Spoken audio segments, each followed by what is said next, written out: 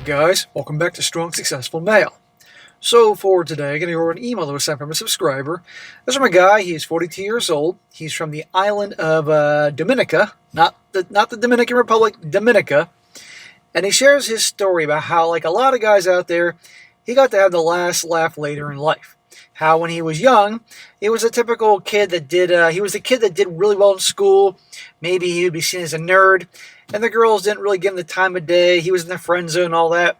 But then our guy got some skills. And he joined the military and all that. And came back later on, years later.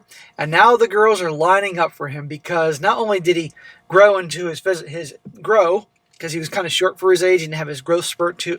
His growth spurt came later. But also, he has success. He starts, I believe he's invested his money in some property.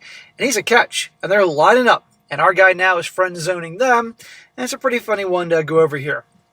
So for all you guys out there that are young and you're frustrated because the girls don't like you or they're passing you up for the top 10% of guys, you'll have the last laugh one day. But don't be fooled down the road. Just make sure you handle yourself well. So that was a good one. And also, I like doing stories from other parts of the world to show you that human nature is no different parts of the world as they are here in the US of A. So he starts off, says here, "Good morning, SSM. I'm writing you from the good old United Kingdom." Oh yeah, by the way, he lives in the UK, but he goes back to Dominica from time to time. "I'm 42 years old and born and raised on the Caribbean island Dominica, not the Dominican Republic." Yes, a lot of people confuse that. Growing up in the Caribbean, I was a scrawny kid who had a head for anything technical and with science. None of my toys would last a week as I'd want to see what made them work. So you took all your toys apart and you probably drove your parents crazy. I was also interested in being in the military from an early age as well, and I was into the outdoors in my country as it's lush and green. My family was not the richest, so me and my friends were raised outdoors, mainly learning to fish, forage for fruits in season, and basically had one of the best childhoods I could have asked for. You mean like a normal childhood where you're outside having fun instead of being cooped up in the house with fucking electronics and video games and computers and shit all day? Yeah, that's how things were before the internet and cell phones or smartphones. We lived relatively close to the capital city of my island, with my dad and mom's parents being in the countryside. Out of the 4 kids, my parents had spent a majority of the summer holidays in the countryside, basically having the time of my life. I got to go to high school on a government scholarship because I managed to get placed 62 out of 1,000 students who took the exam in my year, with my twin sister placing 23. My mom told me that I played too much and didn't study as she knew I could have done much better. Okay, so I guess maybe this was a private school or something specialty with government funded, whatever. I was basically the runt of the class from first form to 5th form, and I was never looked at by any of the girls in my class. I was always seen as a friend. Yeah, that sucks, especially during the teenage years. Girls from the lower classes dealt with me, but now I can see I was firmly in the friend zone with every girl I knew from my secondary school. My twin sister went to an all-girls convent secondary school, also on a scholarship, and my mom having worked for the then principal of the convent high school. I was known to the principal and teachers, so that I was one of the few boys who could walk into that school and not get kicked out immediately by the teachers. Okay. So on days like Creole Day and Come As You Like, when convert high schools had events, I was one of the few boys in there and loved all the attention I got, but I was still friend zoned by an entire school worth of girls, over 600. Okay, it's pretty bad when you're the only guy there visiting and all the girls you see as a friend. In college, I went on to study electrical engineering, an electrician 2-year high-intensity course, also on a government scholarship. Even in college, with my tiny frame, I was the runt of the class, and again got no attention from the girls. Friend zone again. You seeing a pattern here? Now, because he was so smart, he went off to college at a very earlier age. After graduating in 2001, I got a job as an apprentice electrician and did that for 2 years before I got off my butt in 2003 and attempted to join the U.S. military as the global war on terror was kicking in and my military itch was starting to scratch me again. Well, if you're from Dominica, I don't know how you would join the U.S. military. I understand now how you would eventually join the UK military, but you're young, okay, whatever. I looked into that, but the U.S. military did not recruit for my island. So I managed to join the British Armed Forces, as my country is a former British colony and a member of the British Commonwealth. Okay, that makes more sense. I left my country with a plane ticket, a letter from the British Army to get me through immigration in the UK, and £600 in my pocket. Luckily, my mom had friends in the UK, so I had a place to stay during the whole recruit selection phase. Well, that takes a lot of guts, man. Picking up and going to a different part of the world and doing all this? Seriously. Well, I passed all the tests with flying colors, and I was offered any role I wanted in the Army except officer and military intelligence, as I was not officially a British citizen. I chose to be a Royal Engineer electrician, as I already had a background in that, and also Royal Engineers are allowed to play with explosives. Well, hey, who wouldn't want that job? I started basic training in September 2003. It was hard. Not just the training, but being away from family was difficult. But I can tell you, a military friend is like no other, and they will support you as much as they can. Brothers through shared hardship. Hence, Band of Brothers. It was a brutal phase 1, and that 3 months somehow managed to balloon me up from 5 foot 6 inches to 6'1", ripped young man. So you had a super late growth spurt. I mean, it happens. I'm 5'10", guys, and I was 5'10" at 13 years old. I grew real quick. I thought I was going to be like fucking 6'2", 6'3". I never grew after the 7th grade. I don't know how, but I managed to grow 7 inches in 3 months. Probably from all the pull-ups. You're hanging on the bar and everything's stretching out.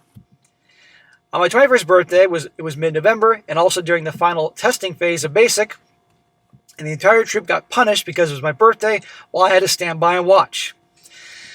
Sadistic drill instructors or drill sergeants, whatever you call them over there. I got thrown into a muddy bog by the troops because of that, but hey, it's the military, and that's how we celebrate each other's big days, or getting blindside drunk. On graduation, the parade was a sight to see, but none of my family was there to see me graduate, but the troops made sure I knew I had family. Even the instructors made sure I knew that I would never be alone. Well, that's awesome again. The Band of Brothers. We entered phase 2 of basic training as a family, and no one was ever left behind, working as a team, even ignoring orders from gym staff of training instructors, and failing as a group because we turned around to go back and drag or carry a slower member of the group across the finish line. That was another 3 months of hell, and also my first winter in the UK. Well, the next 10 years of my life was awesome. The military really is a family, and my first posting was in Germany. Back in those days, black people were few and far between in Germany, and I was like exotic fruit to the women there. I'm not even going to touch that one for the reason why. We all know why, but I ain't going to say it here. From being friend zoned in my youth to so much female attention, I didn't know how to cope with it and managed to choose the wrong females. Yeah, think about it. He was like at the buffet. All these blonde German women are after him. From those who try to baby trap you or calling the cops when you try to break up with them, he says, I kept the military police number saved to my phone after the second time because the German civilian police never believed a foreigner, especially a black British soldier.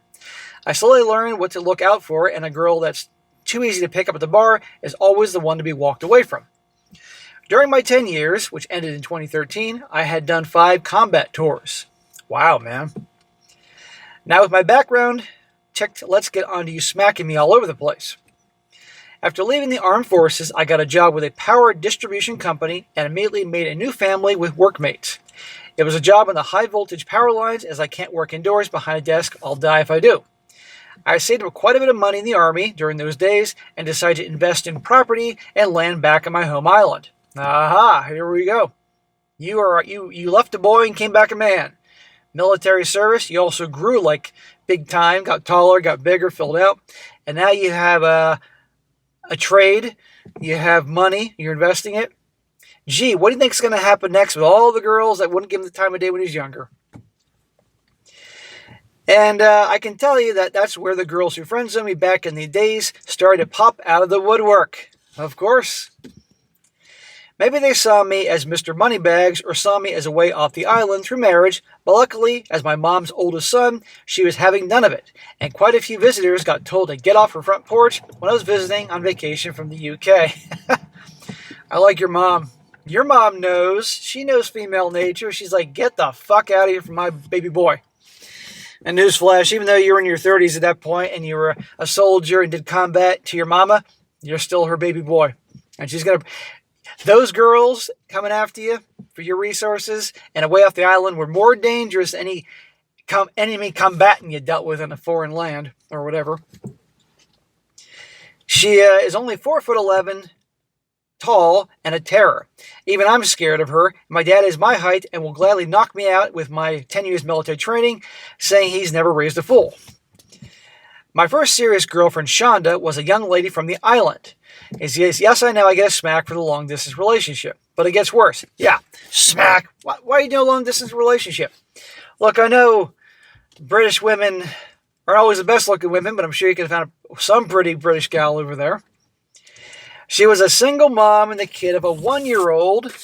Smack. What'd your mama say about that? The kid's dad was in the kid's life as he did not leave far from them, and she usually brought the kid to see the dad and sometimes spent the night. What? Are you nuts? He says, in my stupidity, I just brushed it under the carpet and thought nothing of it. Until her baby daddies knew the girlfriend said something about the baby daddy's girlfriend, and stupid me, and I told the story. Dude, that was dumb. But at least you can admit it. This is what happens when guys go from getting no attention to suddenly getting a lot of female attention and make stupid mistakes. The dad's girlfriend had been dating the current girlfriend for about 7 years and had kids with her. But my so-called girlfriend had tried breaking them up and got pregnant. And there I was in a twisted relationship. So I did what any guy would do. I ghosted her and disappeared. There you go. I dodged that bullet as she is now a mother of 2 and claims the dad of the first one is the second kid's dad and got her ass kicked by the dad's current baby mama. Right in the middle of the drama, but I'm glad he got rid of her. My next girlfriend, Farah, her colors came out quickly when there was always something she needed or wanted me to pay for. My mom forced me to cut her off and ghost her, and she said that she didn't raise no fool, and if I was not going to do it myself, she would place a chair next to me, stand on it, as we're the same height, and knock me out with her biggest frying pan. Jeez, your mama, huh? And yes, she's a Caribbean mom, and she would do it, and I wouldn't dare fight back because my dad would kick my ass if I did. So you've done so many things right, but because you just don't have a very good, a screening process with the women, you need your mama with a frying pan. Notice all these girls are after him now because of his success and resources and what he can bring them. Then came out 6 other girls over time, all with the same repertoire, and being long-distance relationships, I know how to pick them. And they were all girls I knew back in the day when I was scrawny and broke, and now they were interested. Of course they're interested now because they want a baby daddy. I mean, they want someone to help. They want someone to take care of the kids they probably had with some other guy, the guys that they liked back in high school. It says here, I still work in the UK and visit my home island for an extended 6-week vacation every year religiously, and they are still popping out of the woodwork as if they are all lining up waiting turns. So normally I would say this dude's got an ego, but I don't see it that way at all. He's just saying what we all know because he's now 42 and they're still coming after him. As they did back in school, I made sure they're in the friend zone, and my mom makes sure I stay in line. My twin sister is now an accountant and is married with kids and lives in a neighboring island, and before the wedding, her husband got a stern talking to from my mom while she held a frying pan in her hand. My dad said he's not stopping her because he too is scared of that frying pan, and yet they love each other to death. My youngest brother started a maintenance company, and I sold one of my properties and gave him the money to get it started. Well, that was very good of you. Under a watchful eye from my mom, he is single, and he managed to get his company up and running and flourishing. He has paid me back, but my mom took the money and placed it in her bank account and told me on her death I will inherit it. She might outlive me. Hold on. You sold property to help your brother start his business. Once it was successful, he was going to pay you back. Your mama jumped in, took the fucking money, and put it in her bank account? That's your money. You're a grown-ass man. Now, unless you're terrible with money, you're not telling me something, then okay, I can see where she's going there. But I hope she's putting in some interest-bearing thing as opposed to just sitting in a checking account, making nothing, and it being gobbled up by inflation. But that's your business, not mine. You have to fight. You need a bigger frying pan to get past her guarding the money. My mom has long since retired from being a homemaker and travels to see the grandchildren. She does not have to spend a dime on flights because the four of us make so much money that she doesn't have to as she raised us. Now it's our turn to let her enjoy rest and leisure. Well, that's good of you doing things for your mom.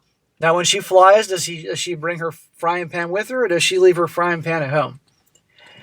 My dad is content in his workshop doing his carpentry and only wants brand new tools. He does not want to travel too much and is content with his new fancy bench saw or drill every now and then. That sounds like such a father. You know, the older we get, the more we want peace and quiet. It's always the women that want to go out and do shit. The older we get, we just want to be in our homes, in our garage, in our basement, in our workshop, being left the fuck alone because people are annoying. I've learned some more girlfriend mistakes I've made in my life, but good parents always made a good thing to have in life. Especially a mom who can sniff a bad egg every now and then. If you read this, I hope you have a good laugh out of it and keep up the good work. I've been looking at your videos enough to no longer need my mom to threaten any woman or me with her frying pan anymore. Keep up the good work. So there you go, guys. A little different story from a Caribbean country. But the point is, it's the same thing everywhere. You know, they don't give you the time of day when you're younger. You go out and make something yourself. You become a man, get a trade, get some money. And next thing you know, 10 years later after high school, they're lining up for you. And thank God this guy had his mama with her big-ass frying pan to scare these bitches off. But it's no different anywhere. Sonny, man, good for you. I'm really glad you were able to make something of yourself, and I wish you a successful life. Make sure you get your money back from your mama, for God's sakes. And, that's great. And it goes to show all you guys out there, you young guys out there, you can make something of yourself and turn things around. You will have the last laugh because they will be coming. But you got to be smart and don't fall for the BS. All right, guys, that's it for today. Be sure to comment down below. Let me know what you think about this. And be sure to like the video, share it with your friends, and subscribe. And I'll catch you next time.